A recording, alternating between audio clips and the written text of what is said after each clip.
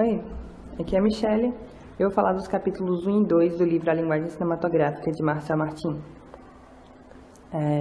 Primeiro, dando uma visão rápida sobre o que é o texto. Ele fala no primeiro capítulo sobre o significado, sobre as realidades retratadas por um filme, sobre como essas realidades têm peso, como elas têm valor e algo do tipo. E depois ele vai tratar um pouco mais sobre a câmera em si e o que a câmera faz num filme, sobre como ela faz um filme, sobre como ela altera, sobre como ela cria e por aí vai, os significados de cada um desses elementos de criação que a câmera tem no filme. Iniciando o primeiro capítulo, o autor trata dessas realidades que ele chama do filme. Primeiro seria a realidade material, que basicamente se uma coisa é filmada ou fotografada, ela aconteceu. O filme e a fotografia servem como uma prova factual de um certo acontecimento. E isso ainda é válido desde a criação da fotografia, de certa forma, até agora, aliás, um pouco depois, mas até agora, porque uma vez que se prova de que uma certa fotografia ou filmagem não foi adulterada, ela é uma evidência bem concreta de que algo realmente aconteceu. Ela é uma reprodução da visão de alguém, de certa forma. Depois ele trata da realidade estética, que quando esse filme não é feito de maneira estritamente documental, ele está sempre sujeito a ter esse realismo dinamizado pela visão artística do realizador. Porque uma hora que o operador da câmera coloca a câmera sobre um certo ângulo, sobre uma certa perspectiva, foca em um certo elemento, ele está colocando um certo direcionamento, ele está colocando uma certa intenção enquanto faz esse filme. E isso é algo muito difícil de se evitar, porque é muito comum que enquanto você produz uma peça dessa maneira, você acaba colocando algum tipo de pessoalidade dentro daquela filmagem ou da fotografia.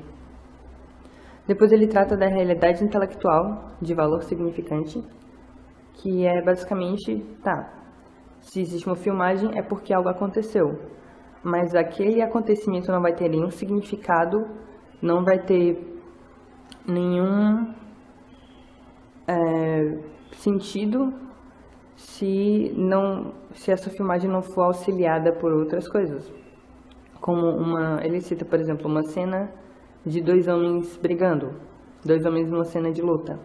Eles estão numa luta pacífica, num treino, eles estão brigando porque existe uma rivalidade, o ódio entre eles. Qual dos dois está do lado certo da moral? Aquilo é um acontecimento real ou é algo ensaiado apenas para exibição de espetáculo? E esses tipos de coisas são informações que devem ser complementadas à cena principal, sejam com outras imagens ou textos, sons, diálogos. Tem que haver alguma coisa para que possa ser construído o significado dentro daquele filme, dentro daquela cena. E depois ele fala sobre a atitude estética, que foi um trecho um pouco mais complicado de entender, mas é basicamente a posição do cinema como uma peça de arte. Essa atitude seria esse autoposicionamento do filme como uma obra artística. E ele diz que para isso aconteça, o espectador deve ter a consciência de que ele está diante de um espetáculo. Tem que estar diante de uma imagem que pode não ser realista ou que é um espetáculo, um reflexo de alguma coisa, uma ilusão, uma não realidade. Depois ele vai falar do papel criador da câmera.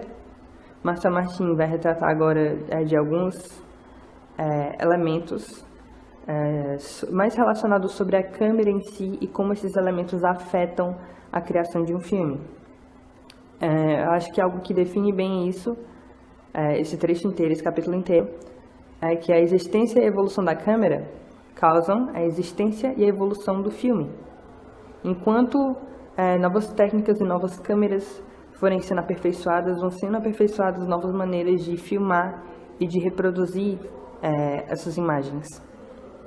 Ele cita exemplo de um inglês, que é o G.A. Smith, que foi bem impactante nisso por libertar a câmera do seu ponto fixo e criar filmes com movimentos que, numa mesma cena, passavam por diferentes planos, apresentavam diversas perspectivas dentro de uma mesma cena. E é isso que a câmera faz em um resumo bem rápido. Ela cria pontos de vista. Ela cria e apresenta esses pontos de vista. Ele fala do enquadramento, que é basicamente controlar o que é mostrado em cena e determinar quais informações dessa cena vão chegar diretamente aos olhos do espectador, ou se algo vai ser deixado fora desse enquadramento para sugerir que existe alguma coisa, o que vai ser sugerido, o que vai ser mostrado, determinar o que exatamente chega ou não aos olhos do espectador. É basicamente essa a função do enquadramento.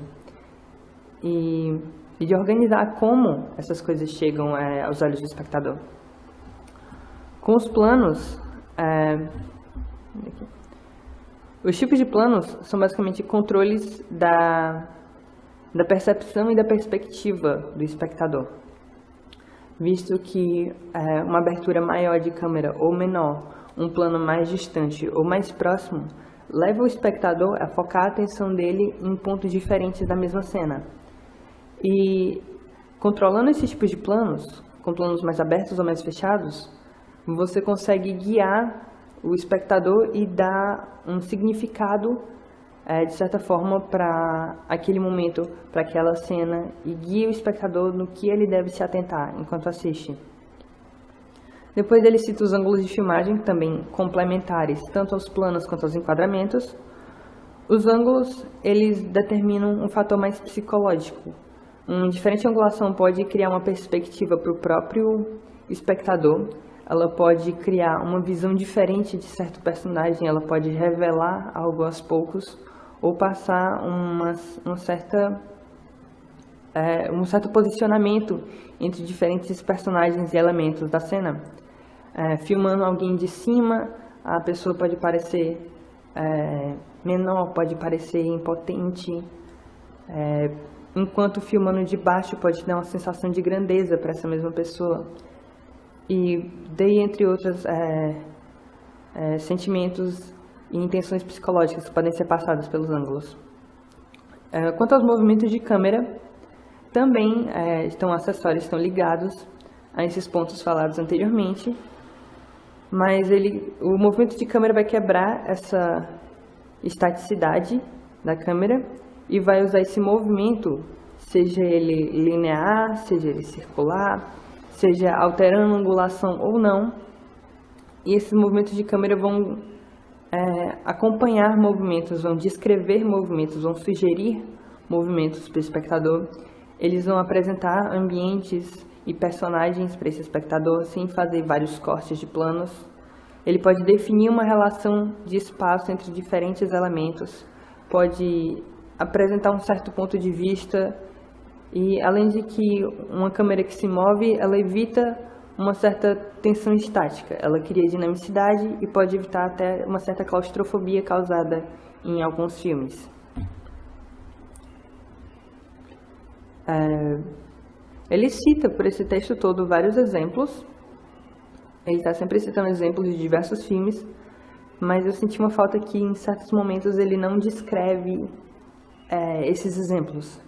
Então ele diz o exemplo e diz: essa técnica de câmera é usada nesse momento em tal filme, mas se eu não vi tal filme, eu não vou entender qual é esse momento, eu não sei como isso é executado, e isso acho que prejudica bastante a leitura do texto, pode atrapalhar bastante a compreensão em certos momentos. Mas em geral, eu consegui perceber bem de onde vinham esses pensamentos do autor do texto.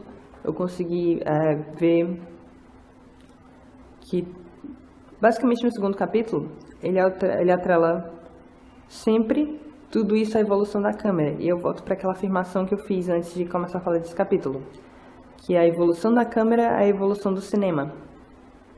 Todas essas coisas, os planos, ângulos de filmagem, movimentos, enquadramentos, são todos elementos que são definidos e limitados e realizados pela câmera e as capacidades dela.